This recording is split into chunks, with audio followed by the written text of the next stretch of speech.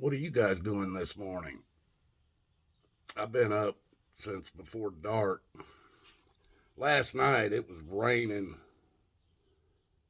It actually started raining sometime yesterday, and but it was raining when I took my dog out for the last time about 12:30. It was pretty much still raining, and it was saying it was 30 degrees, 29, 30 degrees out.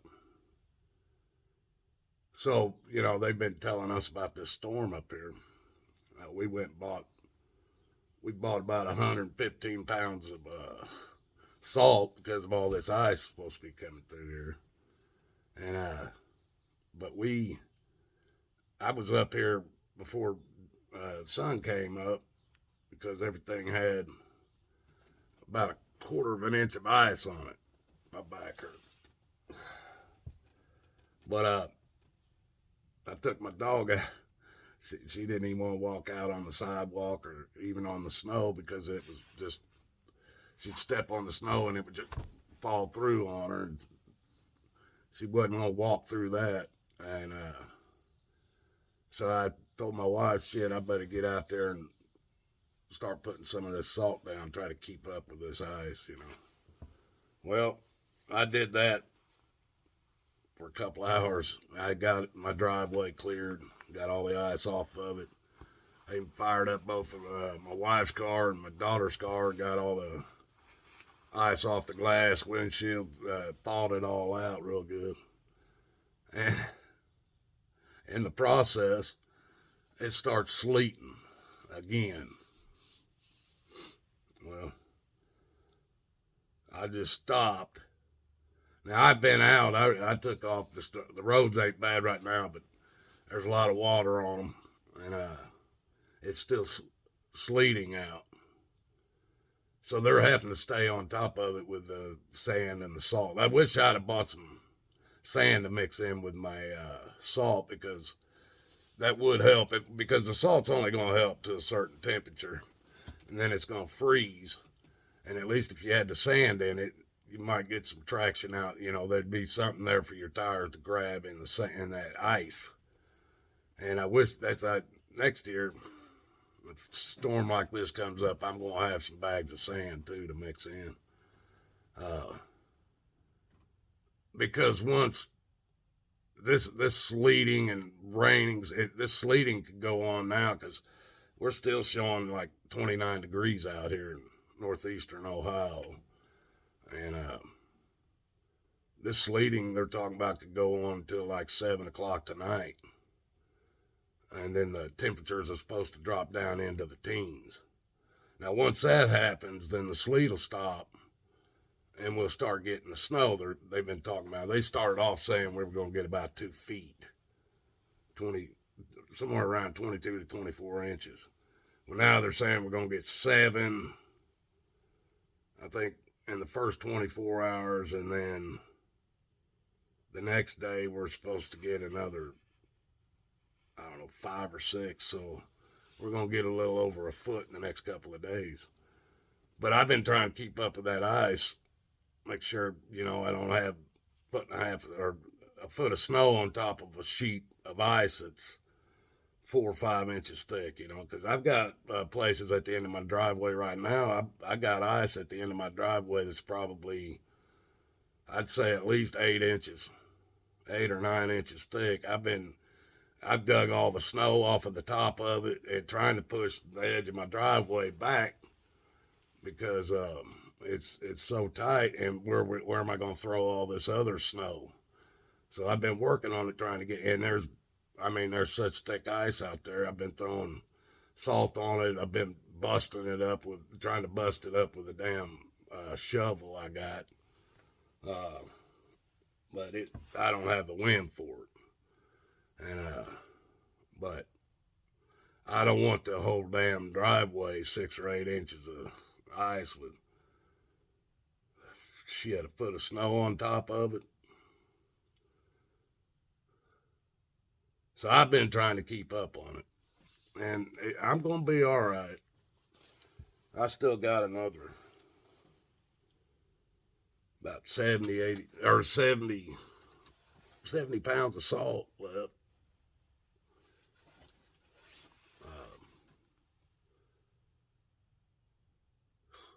Anyway, that's just what we're doing up here now. I know there's a lot of places got hit a lot worse than we did. It was like we're getting the tip of that massive storm. We're getting the tip of it where I'm at. Now, people east of us are going to get a lot more of it because of the way the storm's moving northeasterly. So, but we usually do pretty good on these storms. It's like they go around us. But we still got a lot of snow that's going to come in behind this stuff. And the ice is what worries you more than the snow, because the ice will take down power lines all by themselves.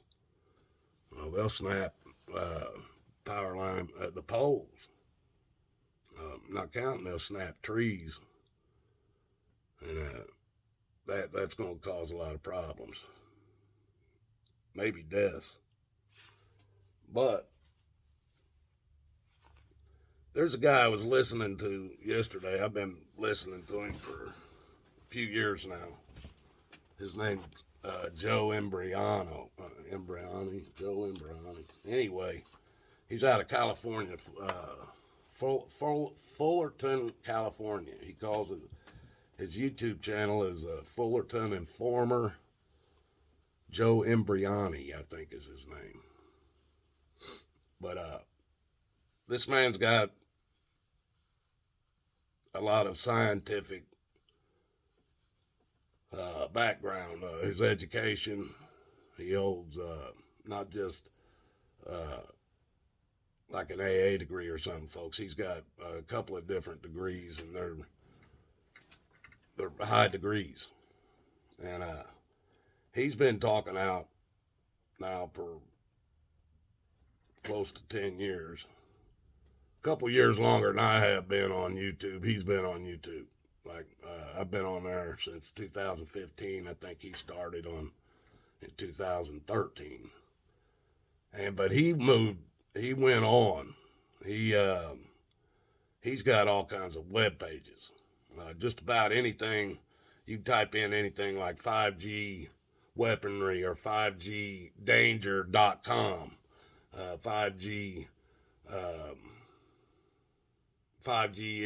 dangers in schools.com. He's got, I don't know how many. He must have about 40 or 50 damn different websites and channels. And he's went in and fought the school boards. He's fought in court. They fought him. They've done all kinds of stuff to him. Threatened his family. He's another person who follows Jesus. He also stands for that, and he will fight for it, the Word of God. And so that's why he went to school for all these years to learn this stuff. And then once he learned it about these frequencies, and everything has a frequency, they can basically shatter your body with a certain frequency, you know. So once he got this education, he started telling people about it, because they were starting to use it as a weapon in schools and against the kids and everything. And so he was talking about something yesterday, and he brought up a word or a title, I guess you would say, or called, and there are two words: ozone layer. I haven't heard any politician, probably since before Al Gore. But I haven't, even Al Gore, I don't remember saying much about the ozone layer. But before that, the politicians, everybody does the same thing that they're doing to us today. They all claimed this ozone layer, that aerosol spray cans were killing the ozone layer. Cow farts were killing the ozone layer.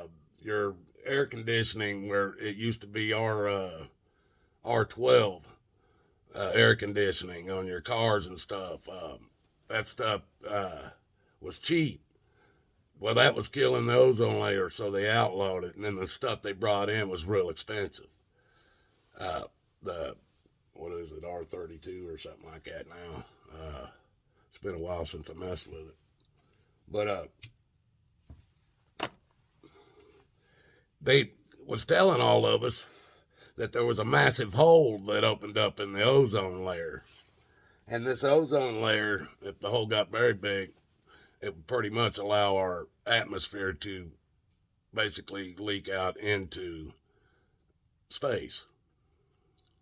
This was their story, not mine, folks. I'm just telling you. Just like with Russia, they were telling us back in the 60s that Russia, the Cold War, folks, supposedly we had nukes pointed at them, they had them pointed at us back in the 60s. And that's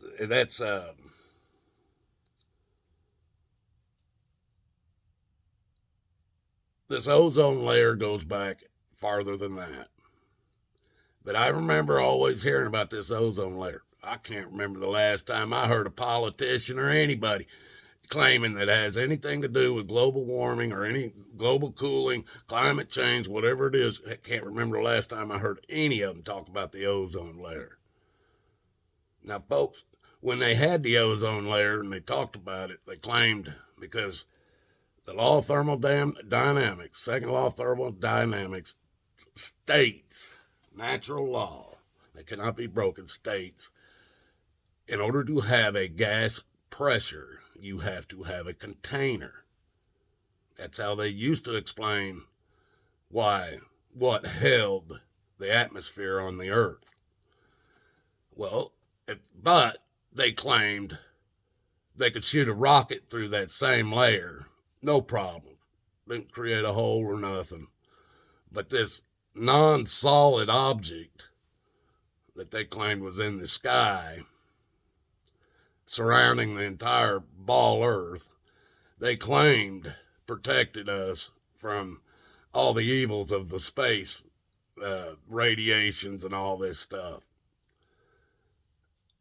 That we would all just burn up without the ozone layer. What happened to it?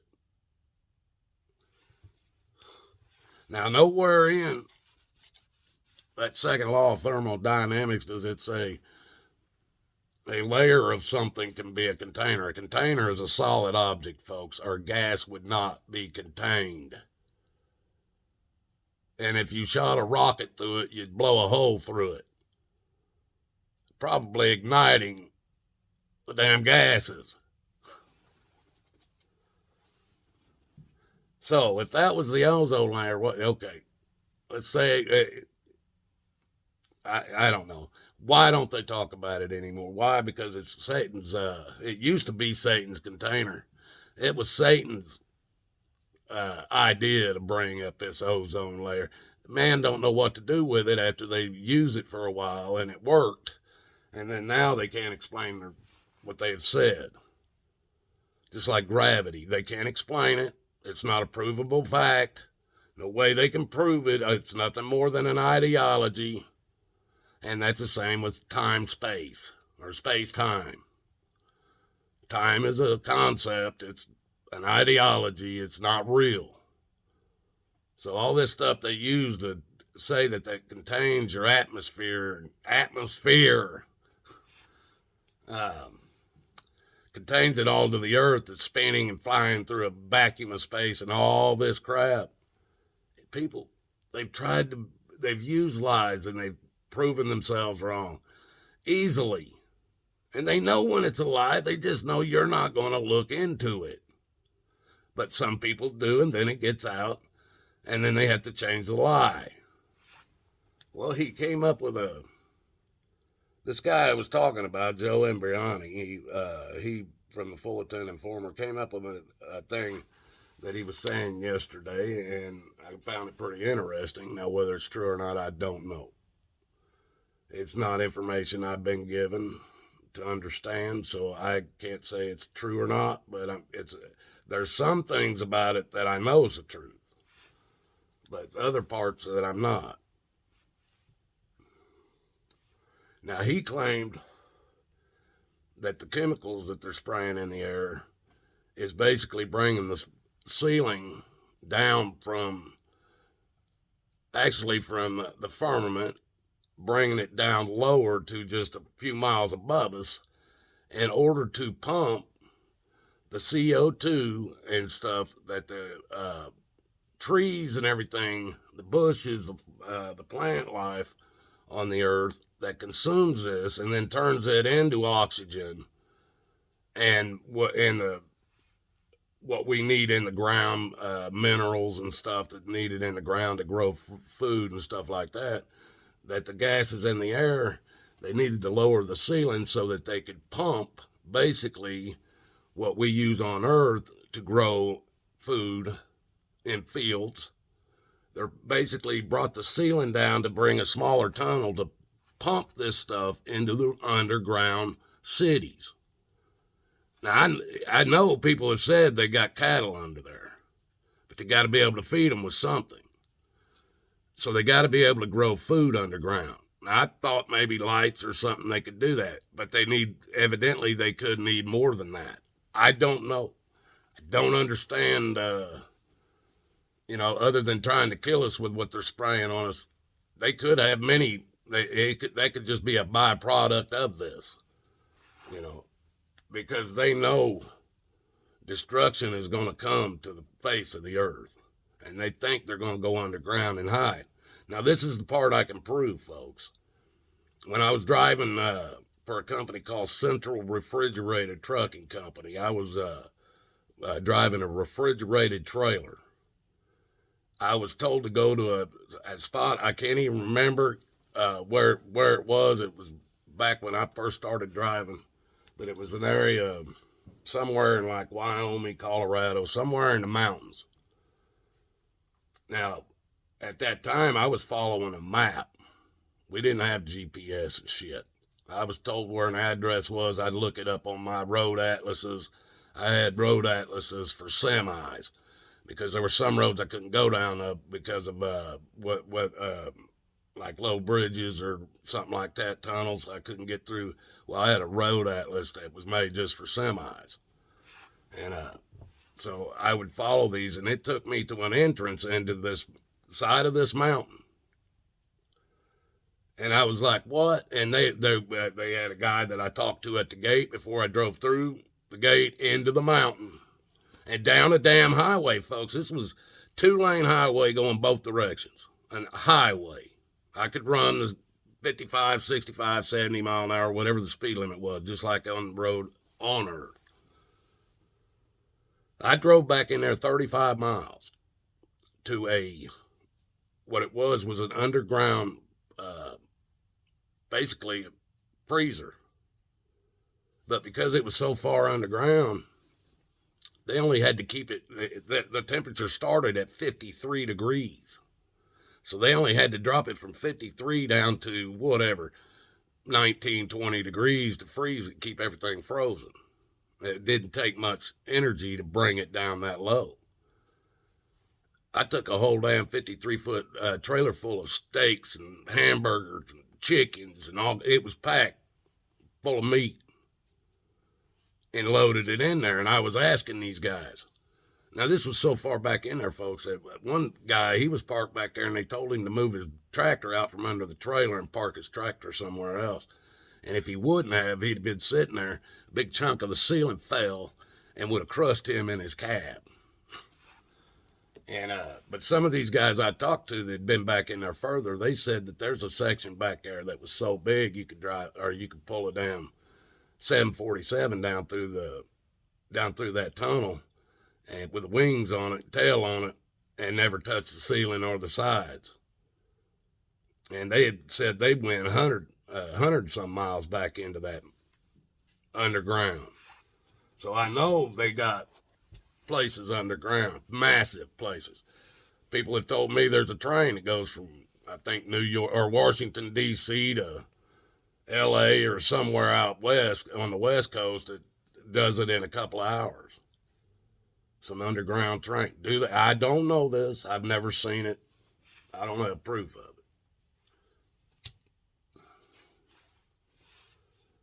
But I can kind of see these people trying to use their technology to do this, because just before the other day we had blue skies, and I swear I could count probably 20 planes flying just over my eyesight, back and forth across the sky to block out the sky. Why would they spend that kind of money to keep the sky blocked out all the time if they weren't doing something like that? So you got to think about it, folks. They don't care what happens to us on the surface, as long as they can survive in their holes.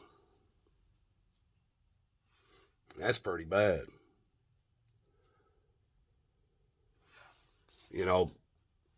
That's why.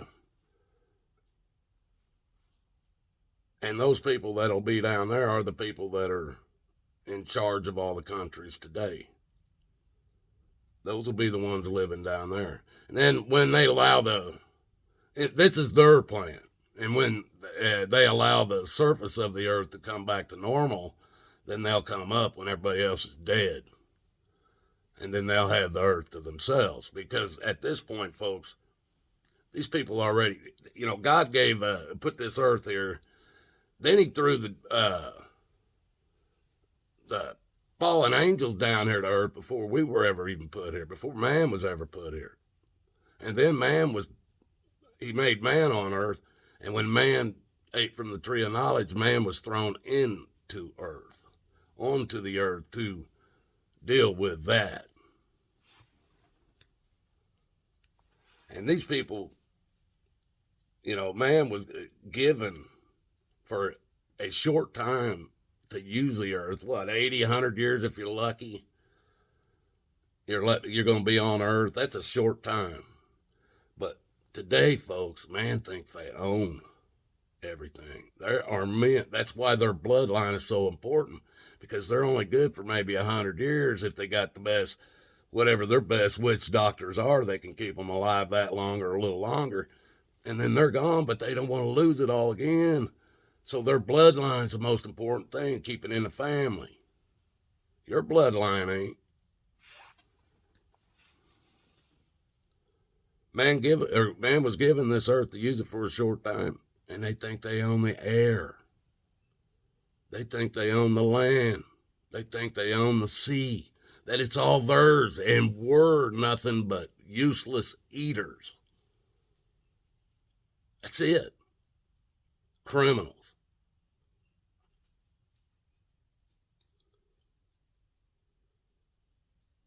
People, I don't know about you, but I've traveled. I've seen the petrified forest probably 3 times in my life. And I was just as disappointed every time when I went there. But I went with other people so they could see it. The building out in the middle of sand. You go in the building and they show all this petrified wood chunks and stuff inside the building under glass or whatever. You can buy a little piece of it or whatever. They call it the petrified forest. Go out there and look. Looks like they took one big tall tree, maybe a 50, 100-foot tree, cut it up into a bunch of chunks, scattered it out all over the place, and covered them in glass or something, claiming the sand did that. Doesn't look like no forest. There ain't no trunks. There ain't no trunk or, you cut a tree off and there's a damn root system. None of that in the sand. None of that up on the surface from where they fell over or anything. But they call it the petrified forest. Grand Canyon. Mile deep. I don't know how long. Grand Canyon. It's a sight to see. It's a hole in the ground, a neat one. But it ain't really that deep. I mean, a mile's only a little over 5,500 feet. Where I raised my kids, spent half my life in Arizona, in Mesa area. got 4 peaks there. Top of 4 peaks is like 70. What was it? I think I wrote it down somewhere here.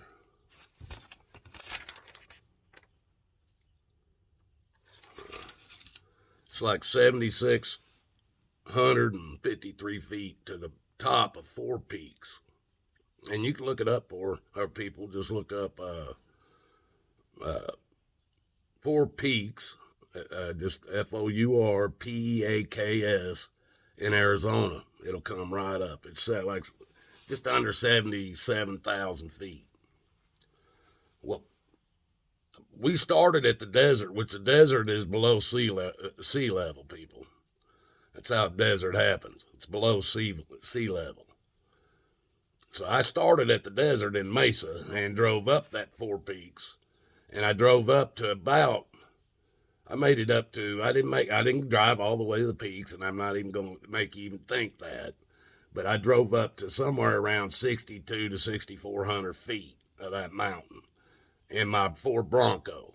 There was a guy in an old CJ5 Jeep, and another guy in a big old square body Chevy pickup. And we went all the way up to somewhere around 62 to 6,400 feet. That's a lot higher than the Grand Canyon is deep. And we went up down. They originally they were animal trails. We first started on mining trails, and you can find the old mining trails and follow those up so far, and then you switch over to you have to follow animal trails. And some of these were just right on the side of the damn mountain, and it was a fun run. I even took my wife and kids went up there with us, and but that was at and we were below sea level, so we were up probably 8,000 feet, or not 7 or 8, but we were up by that. By height, we would probably been over around 7,300 feet up in the air, and I could see a long ways, a lot further than they say I should on a ball earth. Over it was like, we figured Roosevelt Lake was like 111 miles from where we were, and we could see it, along with Canyon Lake and Saguaro Lake. We shouldn't have been able to do that. But you got to believe what you got to believe. You know, it's just like you guys all believe we're under constitutional law, but we ain't. We're under man's law. And I say man's law because it's whatever man that holds that office, that's whose law we're under. Constitutional law is out the window. So, you got just another one of my videos, 30-minute one. Sorry. Just want to get a lot of shit in. You guys have a good one. Till the next one, I love you.